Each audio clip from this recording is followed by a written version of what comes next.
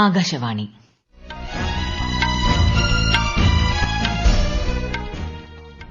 നമസ്കാരം. വാർത്തകൾ വായിക്കുന്നത് സീന ആന്റണി.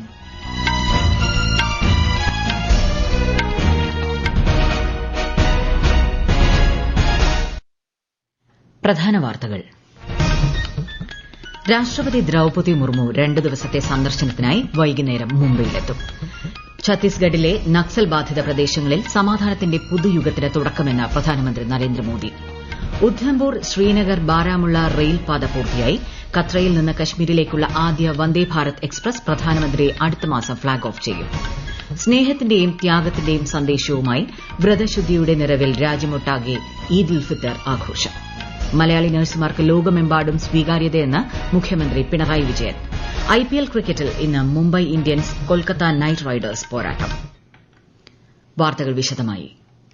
രാഷ്ട്രപതി ദ്രൌപദി മുർമു 2 ദിവസത്തെ സന്ദർശനത്തിനായി ഇന്ന് വൈകിട്ട് മുംബൈയിലെത്തും.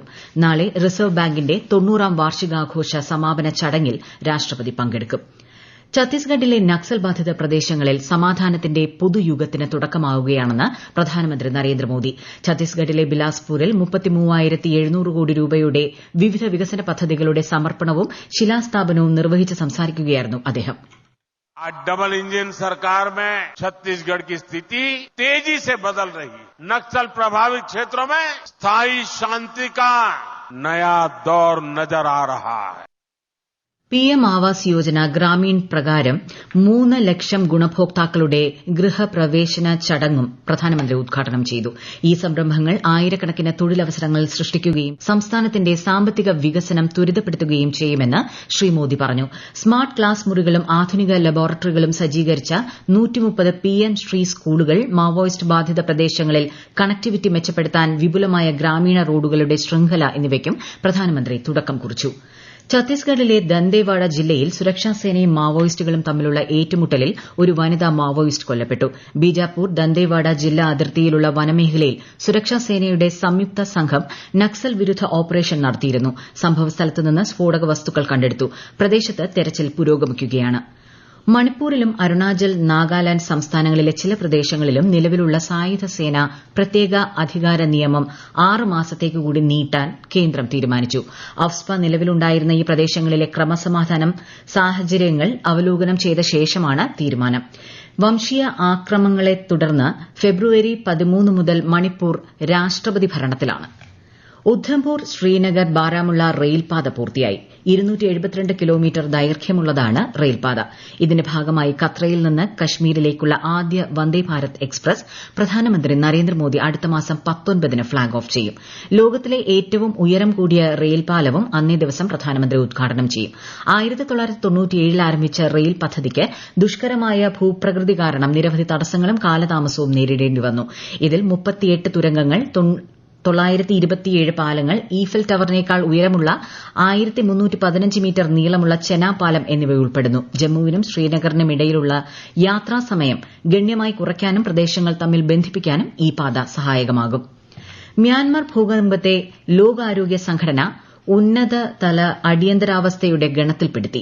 ദുരന്തത്തിൽ അകപ്പെട്ടവരുടെ ജീവൻ രക്ഷിക്കുന്നതിനും പകർച്ചവ്യാധികൾ പടരുന്നത് തടയുന്നതിനുമായി അടുത്ത മാസത്തേക്ക് $8 ദശലക്ഷം അടിയന്തര സഹായവും ലോകാരോഗ്യ സംഘടന തേടി. പരിമിതമായ മെഡിക്കൽ സൌകര്യങ്ങൾ കാരണം പരിക്കേറ്റ നിരവധി പേർ അണുബാധ സാധ്യത നേരിടുകയാണ്. WHO ഇതിനകം 3 ടൺ മെഡിക്കൽ സാധനങ്ങൾ ദുരന്ത മേഖലയിൽ എത്തിച്ചു. ഇന്ത്യ ഉൾപ്പെടെ നിരവധി രാജ്യങ്ങൾ അടിയന്തര സാധനങ്ങളും രക്ഷാപ്രവർത്തക സംഘങ്ങളെയും സംഭവസ്ഥലത്തേക്ക് അയച്ചിട്ടുണ്ട്. ഓപ്പറേഷൻ ബ്രഹ്മയുടെ ഭാഗമായി മ്യാൻമാറിലെ ഉലാത്തീൻ ആശ്രമത്തിൽ ദേശീയ ദുരന്ത പ്രതികരണ സേന രക്ഷാപ്രവർത്തനം ആരംഭിച്ചതായി വിദേശകാര്യ മന്ത്രാലയം. മ്യാൻമാറിലുണ്ടായ ഭൂകമ്പത്തിൽ ഏകദേശം 170 സന്യാസിമാരാണ് കുടുങ്ങിക്കിടക്കുന്നത്. ഭൂകമ്പത്തിൽ 11 നിലകളുള്ള 4 ടവറുകൾ തകർന്ന സ്കൈ വില്ലയിലും NDRF സംഘത്തെ വിന്യസിക്കാൻ വിദേശകാര്യ മന്ത്രാലയം ശ്രമിക്കുന്നുണ്ട്. ഭൂകമ്പത്തിൽപ്പെട്ട ഇന്ത്യൻ സമൂഹത്തിനുള്ള സഹായവും നൽകുന്നുണ്ടെന്ന് മന്ത്രാലയം കൂട്ടിച്ചേർത്തു.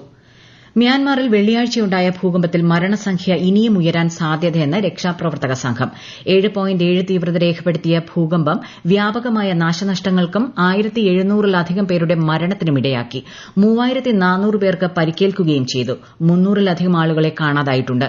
ഭൂകമ്പത്തിൽ അയൽരാജ്യമായ തായ്ലൻഡിൽ മരണസംഖ്യ 18ആയി ഉയർന്നതായും 38 പേർക്ക് പരിക്കേറ്റതായും 82 പേരെ കാണാതായതായും സ്ഥിരീകരിച്ചിട്ടുണ്ട്.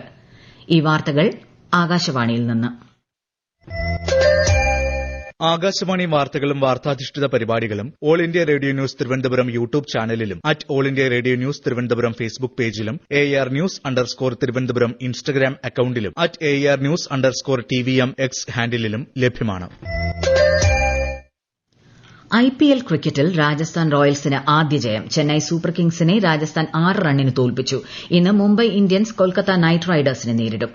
ഇന്ത്യൻ സൂപ്പർ ലീഗ് ഫുട്ബോളിലെ സെമി ഫൈനൽ മത്സരങ്ങൾക്ക് മറ്റന്നാൾ തുടക്കമാകും. പോയിന്റ് പട്ടികയിൽ മോഹൻ ബഗാനും ഗോവയുമാണ് 1-2 സ്ഥാനങ്ങളിൽ. 2 പാദങ്ങളായി 4 സെമി ഫൈനൽ മത്സരങ്ങളാണുള്ളത്. സെമിയിൽ ഗോവ ബംഗളൂരുവിനെയും മോഹൻ ബഗാൻ ജംഷഡ്പൂരിനെയും നേരിടും. 12-നാണ് ഫൈനൽ. വ്രതാനുഷ്ഠാനവും രാവേറെ നീണ്ടുനിന്ന പ്രാർത്ഥനകളും കൊണ്ട് ധന്യമാക്കപ്പെട്ട റംസാൻ മാസത്തിന് വിടചൊല്ലി രാജ്യമെമ്പാടും ഇസ്ലാം മതവിശ്വാസികൾ ഈദ് ഉൽ ഫിത്തർ ആഘോഷിക്കുന്നു. രാഷ്ട്രപതി ദ്രൌപദി മുർമു, ഉപരാഷ്ട്രപതി ജഗ്ദീപ് ധൻകർ, പ്രധാനമന്ത്രി നരേന്ദ്രമോദി, ഗവർണർ രാജേന്ദ്ര വിശ്വനാഥ് അർലേക്കർ, മുഖ്യമന്ത്രി പിണറായി വിജയൻ തുടങ്ങിയവർ പ്രമുഖർ ഈദ് ഉൽ ഫിത്തർ ദിനത്തിൽ രാജ്യത്തെ ജനങ്ങൾക്ക് ആശംസകൾ നേർന്നു. ഈദ് ഉത്സവം എല്ലാവരുടെയും ജീവിതത്തിൽ സമാധാനവും സമൃദ്ധിയും സന്തോഷവും കൊണ്ടുവരട്ടെയെന്നും നന്മയുടെ പാതയിൽ മുന്നോട്ടു പോകാൻ മനസ്സിനെ ശക്തിപ്പെടുത്തട്ടെയെന്നും രാഷ്ട്രപതി ദ്രൌപദി മുർമു ആശംസിച്ചു. ജനാധിപത്യത്തിന്റെ അടിസ്ഥാനമായ ഐക്യം, കാരുണ്യം, പരസ്പര ബഹുമാനം എന്നീ ഭരണഘടനാപരമായ ആദർശങ്ങളെ ഈദ് ഉൾക്കൊള്ളുന്നുവെന്ന് ഉപരാഷ്ട്രപതി പറഞ്ഞു. ഈ ശുഭമുഹൂർത്തം നമ്മുടെ ഹൃദയങ്ങളിലും വീടുകളിലും സമാധാനവും സന്തോഷവും കാരുണ്യവും നിറയ്ക്കട്ടെയെന്ന് ആശംസാ സന്ദേശത്തിൽ പ്രധാനമന്ത്രി നരേന്ദ്രമോദി പറഞ്ഞു. കനിവും സാഹോദര്യവും ഈദ് ആഘോഷത്തിൽ മാത്രമല്ല ജീവിതത്തിലും മാർഗ്ഗദീപമാകട്ടെയെന്ന് ഗവർണർ രാജേന്ദ്ര വിശ്വനാഥ് അർലേക്കർ ആശംസിച്ചു. പരസ്പര വിശ്വാസത്തിലും സാഹോദര്യത്തിലും ഊന്നിയ സാമൂഹിക ബന്ധങ്ങളുടെ തിളക്കമാണ് ഈദ് ആഘോഷങ്ങളുടെ സവിശേഷതയെന്ന് മുഖ്യമന്ത്രി പിണറായി വിജയൻ പറഞ്ഞു. News desk Akashvani. വ്രതശുദ്ധിയുടെ നിറവിൽ രാജ്യതലസ്ഥാനത്ത് വിപുലമായ ചെറിയ പെരുന്നാൾ ആഘോഷം. ഈദ്ഗാഹിലും പള്ളികളിലും വിശ്വാസികൾ ഈദ് നമസ്കാരം നടത്തി. ഡൽഹിയിൽ ജുമാ മസ്ജിദ്, ഫത്തേപുരി മസ്ജിദ്, ഷാഹി ഈദ്ഗാഹിൽ പ്രത്യേക പ്രാർത്ഥനകൾക്കായി ആളുകൾ ഒത്തുകൂടി. തുടർന്ന് പരസ്പരം ഊഷ്മളമായ ആശംസകൾ കൈമാറി. ഡൽഹിയിലെ ജുമാ മസ്ജിദിന് സമീപമുള്ള മാർക്കറ്റുകൾ ഉത്സവത്തിനായി അലങ്കരിച്ചിരുന്നു. വസ്ത്രങ്ങൾ, മധുര പലഹാരങ്ങൾ, മറ്റ് വസ്തുക്കൾ എന്നിവ വാങ്ങാനായി മാർക്കറ്റുകളിൽ വൻ ജനത്തിരക്ക് അനുഭവപ്പെട്ടു. ആഘോഷത്തോടനുബന്ധിച്ച് തലസ്ഥാനത്ത് വിപുലമായ സുരക്ഷാ ക്രമീകരണങ്ങളാണ് ഏർപ്പെടുത്തിയിട്ടുള്ളത്. ലോകത്തിന്റെ ഏത് ഭാഗത്തുള്ളവരും മലയാളി നഴ്സുമാരെയാണ് തേടുന്നതെന്ന് മുഖ്യമന്ത്രി പിണറായി വിജയൻ. ശ്രീ ശാരദാ മഠം നഴ്സിംഗ് കോളേജിന്റെ ഉദ്ഘാടനം തിരുവനന്തപുരത്ത് നിർവഹിക്കുകയായിരുന്നു അദ്ദേഹം.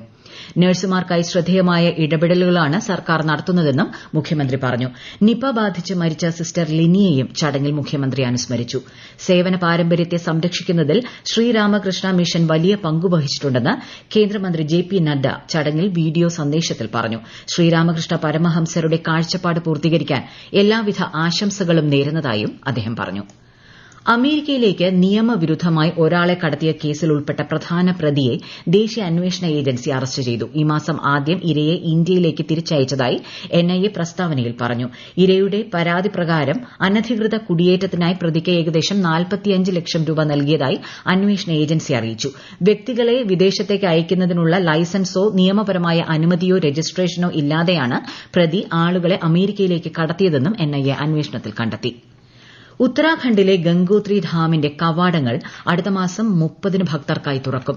ഇന്നലെ മുഹയിൽ നടന്ന യോഗത്തിലാണ് ശ്രീ ഗംഗോത്രി ക്ഷേത്ര കമ്മിറ്റി ഇത് സംബന്ധിച്ച് തീരുമാനമെടുത്തത്.